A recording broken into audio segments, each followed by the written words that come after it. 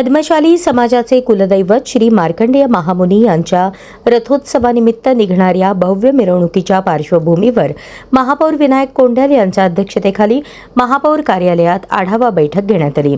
बैठकीस उपमहापौर ज्ञानेश्वरी देवकर, सभागृह नेते नरेंद्र काळे, स्थायी समिती सभापती रंजिता चाकोते, शहराध्यक्षा रोहिणी तळवळकर तसेच महापालिकेचे अधिकारी आणि पद्मशाली संस्थेचे पदाधिकारी उपस्थित होते। बैठकीत पद्मशाली संस्थेचे अध्यक्ष सुरेश फलमारी यांनी मिरवणूक मार्गावरील रस्त्यांची दुरुस्ती, खड्डे बुजवणे, अडथळे दूर करणे, झाडांच्या फांद्या छाटणे, ड्रेनेज व विद्युत व्यवस्थेची कामे तातडीने पूर्ण करण्याची मागणी केली।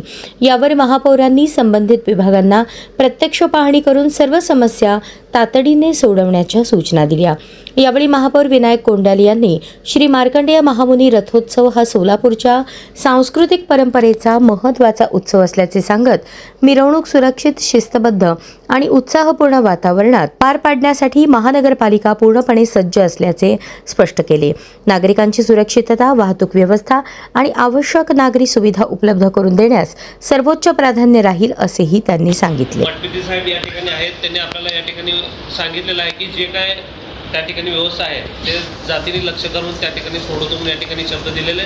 तसेच कारंजे साहेब या ठिकाणी आहेत, ते देखील आज सकाळी जरूर पाहणी करून आपल्या सोलापूर शहरामध्ये ज्या ज्या ठिकाणी मिरवणूक मार्ग निघणार त्या ठिकाणची पाहणी करून ते देखील जी काही व्यवस्था त्या ठिकाणी करावं लागेल या ठिकाणी शब्द दिलेला आहे त्याप्रमाणे ते पूर्ण करतील असं सांगू इच्छितो।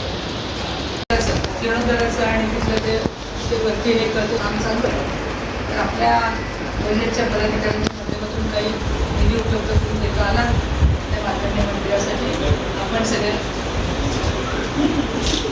जे काही असेल ते तुम्ही सांगा, त्या पद्धतीने आपण करू।